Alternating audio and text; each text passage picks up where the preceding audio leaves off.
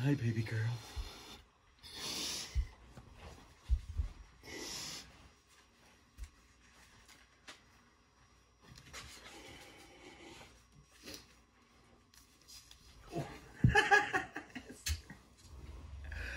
Am I in the way?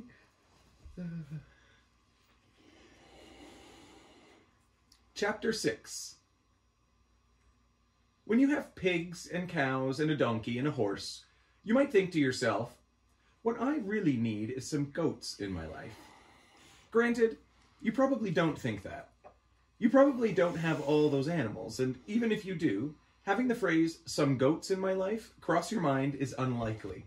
Hey, I get it. We live an atypical life, and then some. I honestly hadn't been pondering the overall pros and cons of goat ownership, but that didn't stop the impending goat arrival, or the additional pig who was tossed in for good measure. We got them in a somewhat convoluted way. They were coming from a small family farm in Sudbury, a few hours north of Toronto. I thought the farm was closing due to financial difficulties, that the farm owners were going to lose everything, and because of that, they had agreed to give us the goats. From what I understood, the farm previously had been operating as a dairy farm, but the owners had fallen on hard times and were going to slaughter the goats themselves or send them to market. I thought we were saving them. It wasn't until later that I learned our volunteers had paid for the goats. Had we known this was the plan, we wouldn't have let it happen. We never should have allowed those animals to be purchased for so many reasons. Animals should never be purchased. When you buy an animal from a farmer, you're just facilitating the purchase of another one. You didn't really rescue an animal, so much as you took one out and let another be purchased in its place. But we were still learning how to run a charity and didn't know all the rules yet. We had no idea how complicated it was going to be to get our charitable status. We hired a lawyer to prepare our application and spent thousands of dollars, only to get a rejection letter that was literally 14 pages long. Basically, everything we wanted to do was deemed not charitable by the Canada Revenue Agency, the Canadian version of America's Internal Revenue Service. The CRA went as far as saying, you should just register as a zoo. It would be so much simpler for you. They just didn't get it. A zoo? Seriously? They told us that rescuing an animal that was eligible for slaughter was against the rules. Slaughtering animals is obviously legal, and the CRA wouldn't let us advocate against that. We couldn't promote veganism. We couldn't run a community garden. We couldn't do almost any of the things we wanted to do. So we needed to get creative. We were lucky in that we already had an organization called Esther the Wonder Pig that was completely separate from the charity we were trying to create. We had to ensure an iron wall went up between the two organizations, letting Esther the Wonder Pig do all the things we weren't allowed to do as a charity. We had to ensure that the charity's board of directors was not controlled by Derek and me, so we brought in people with an arm's length relationship to us. People who shared the same values and objectives but wouldn't be afraid to tell us no if we wanted to do something that could jeopardize our charitable status. The sanctuary was barely up and running, and we were already losing control of it, just to satisfy the demands of the CRA. But we knew we were being scrutinized and that we would continue to be scrutinized even after we got our status. So we had no choice but to do everything we possibly could to meet the CRA's criteria, while remaining true to our objectives and ourselves. It wound up taking almost 2 years, but we stuck to our guns, and eventually we became a registered charity as a farm sanctuary. But that was later. At the time of the goat purchase, we weren't quite there yet. We hadn't learned all the ins and outs of accepting animals, so we were playing it by ear. We were expecting 3 goats, William, Catherine, and her baby, George. Yes, we named them after royalty because what royal family doesn't want to be likened to a family of goats? We sent a team to the farm to get the goats, but when our volunteers got there, they found a pig by herself in a barn, which seemed odd to them. When they asked the farmers what was up with the pig, they said she was heading to market. Those are words we rescue people never want to hear. One of the volunteers mentioned that the pig looked pregnant, and the farmer agreed, but he couldn't confirm that, and didn't seem to care. The farmer definitely wasn't letting that get in the way of sending the pig to market. Our team couldn't stand the thought of leaving her behind, so they convinced the farmer to let her go as long as we would agree to take her. The volunteer who called us couldn't tell us much about the situation, just asked if we could take the pig, presuming the farmer would give her up. Derek and I spoke briefly, knowing time was of the essence, and agreed we could handle an extra head, especially when we knew it was either us or the slaughterhouse. When we got the call that the farmer was in fact giving the pig to us, we thought, great. But then we found out that she might be pregnant. We started to worry a little bit. We could handle one pig, but pigs can have litters upward of 14 piglets. We weren't prepared to take on something like that, but how could we say no now?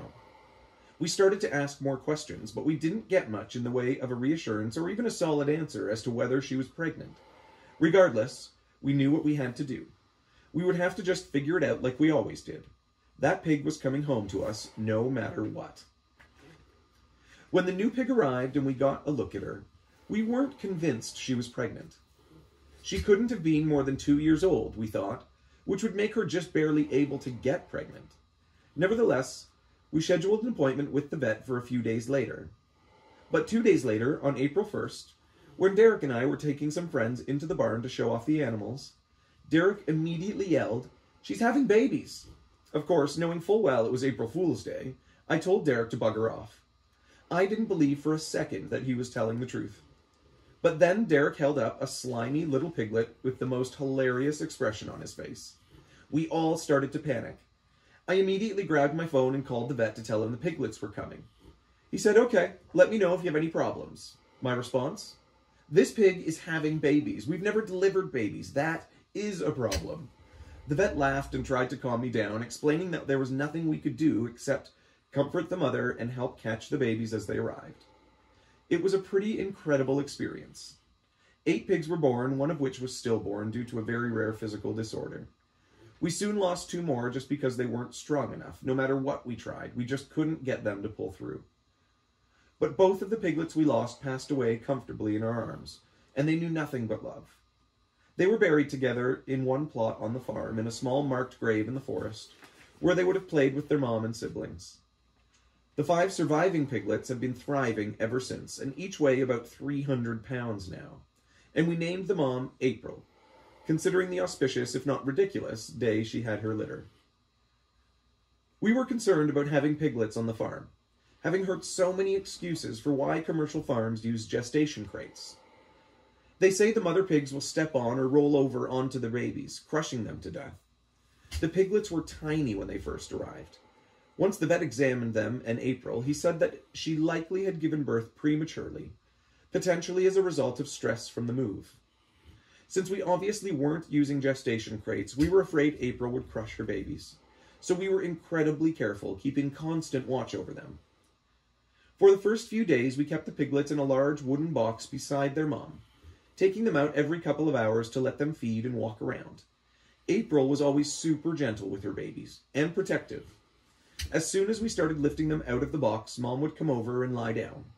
Then she would start making these really funny honks and grunts, which is apparently called singing for pigs, although I can't lie, it's not the prettiest of tunes. But the piglets know exactly what that means. Dinner time. The whole time they fed, she would keep the noises going. It was incredible to watch, and the look on April's face was amazing.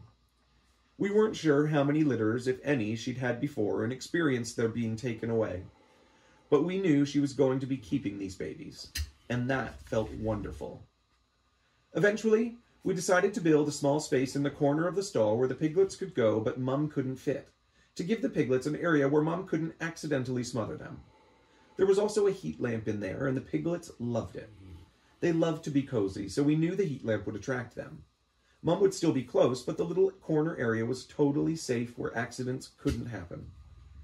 We were under a microscope, scrutinized not only by other sanctuaries that might have been a bit jealous of our success, but also by farmers and industry people who would have loved the opportunity to say, "Look how badly those idiots screwed up." We were trying to dispel myths about pigs, and we wouldn't be doing anyone, particularly the pigs, any favors if we screwed up and cost those piglets their lives because we hadn't done the right thing. It's hard to live under so much surveillance. You know the vast majority of people are cheering you on, but there's always someone in the shadows who can't wait for you to fail. We weren't going to give them the satisfaction. Unlike April and her piglets, the goats were already a family when they arrived, so it was really neat to be able to keep them together. Goat and cow dairy farms operate the same way in that the animals produce milk only when they have babies. The babies get taken away. The male goats are raised to be meat goats, and the females are turned into future dairy goats. Very rarely, if ever, would they be kept together. Catherine had just given birth to her baby, George. William was the stud. When they carried George off the trailer, he was tiny, about the size of our dog Reuben, and still nursing. Now that Catherine was at our farm, not only she'd not be forced to have another baby, but she would get to keep this one. Keeping the mom, dad, and baby together was a rare situation. William, being the stud, probably had many wives, but when they came to us, Catherine got to be the only wife. When they first arrived, we decided to put them in the forest pen. It turned out goats are even worse with fencing than pigs and cows. Not because they break the fences, but because they jump over them. Catherine would climb up a big rock 5 feet away from the fence and leap over to get to us. We used to joke that she was the worst mother in the world, because every single day we'd be in the barn with the animals, and suddenly Catherine would appear at the back door of the barn. At the time, we thought it was hilarious that Catherine would just abandon William and George and that they were too scared to make the leap. There were times we'd be done with breakfast and doing errands or whatever, and Catherine would be grazing in the grass and doing her goat thing for up to 2 hours, while poor George was starving. Catherine seemed to prefer to spend her time with people in the barn, while poor William and George looked on from the fence. William did not take this betrayal lightly.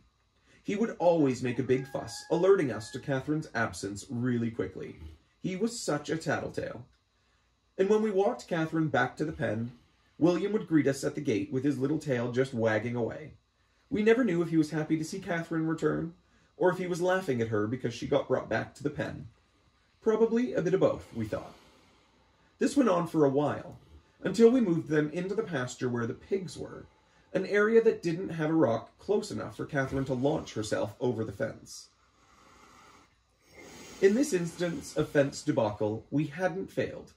We just hadn't thought of animals leaping. A friend of ours made a joke that's apparently an old saying. If it can't hold water, it can't hold a goat. We hadn't heard that one before, but it's definitely true. Goats are the Houdinis of the farm animal world, so this became our new challenge. We had finally succeeded in building fences that kept our other animals in, and now we had these escape artists to deal with. But once we got the goats into a pen that didn't have rocks, Catherine could climb, things were under control. She'd stay put, so George had his mom there for nursing. The way George would feed was ridiculous. Goats headbutt things, as I'm sure you know. He'd put his head down and ram Catherine at full speed right in her crotch. I'm not sure why, but then he'd make his way to her nipples. As silly and as painful as it looked for her, that was George's source of food. He fed off her religiously for 4 months, well past what we'd believed was acceptable. His little horns were growing in, and he was almost half Catherine's size. And by that point, she was trying to wean him. George didn't care. He kept coming back and ramming her for more. After a while, she wanted nothing to do with it. Can you blame her? She'd kick her leg and run away from him with one leg in the air, and he'd be hanging on to her with a nipple still in his mouth. It was awkward, like those pictures you see where the way too old kid is still on the nipple.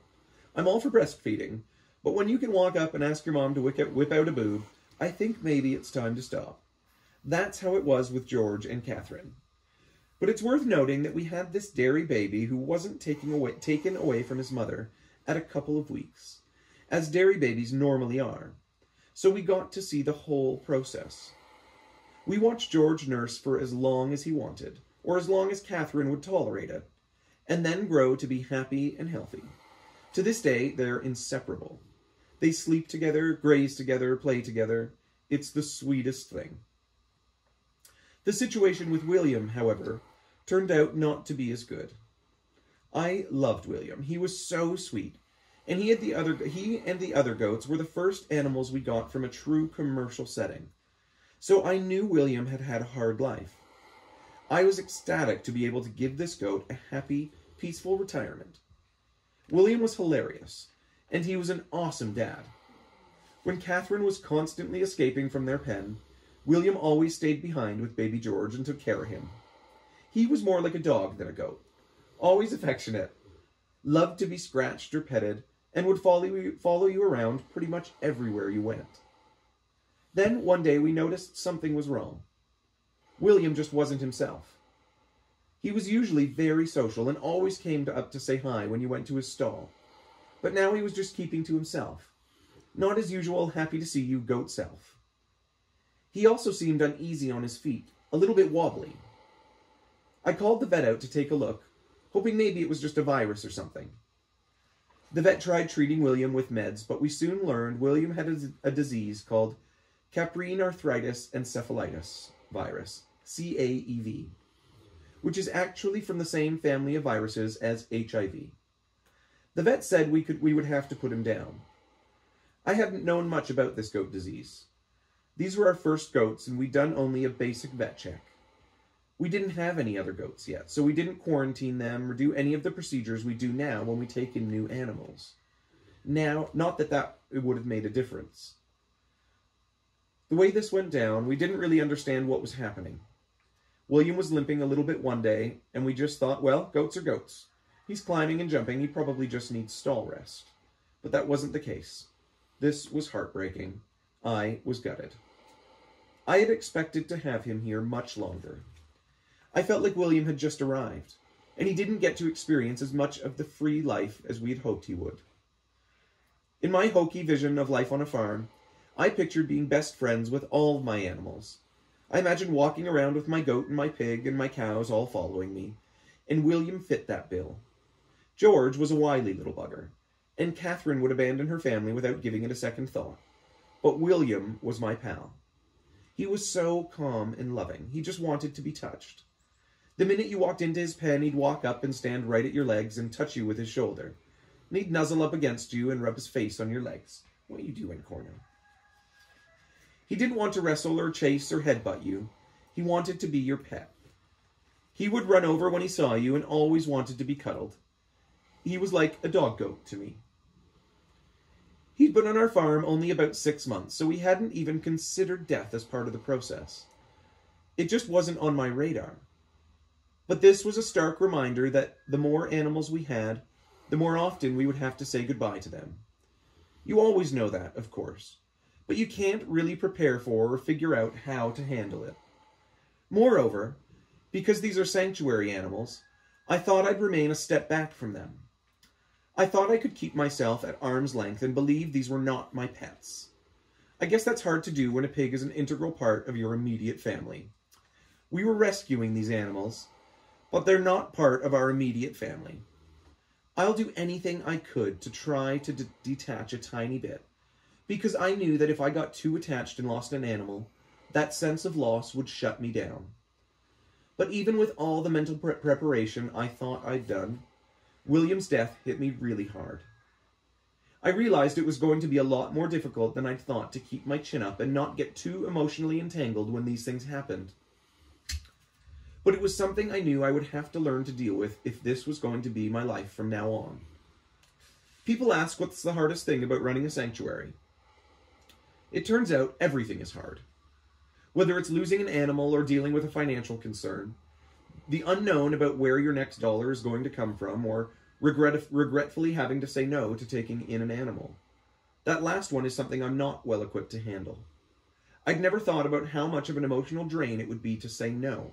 But we can't take every animal. And some people, as a result, can be really cruel. They'll say, if you don't take this animal, it's going to be put down. This death will be on your hands. That's pretty harsh when you're trying to do a good thing and simply can't save every animal in the world. I was not ready for William to go. Watching him deteriorate over those last few days, hoping he'd get better but knowing he wouldn't, was one of the most painful things I'd ever experienced. We had to put him down. You never want to think of having to make that call for somebody, to say, today's the day. Scheduling a death is not easy, even when you know it's for the better. Knowing you're going to lose someone is different from knowing you're going to lose that someone at 1 p.m. It's tough, but it's part of the deal. William was cremated and joined the piglets in a plot on the farm. We told him that the happily ever Esther Farm Sanctuary would be his forever home. And that held true even after he passed away. Sweet corn. Yeah, sweet William. He's bigger. Good man.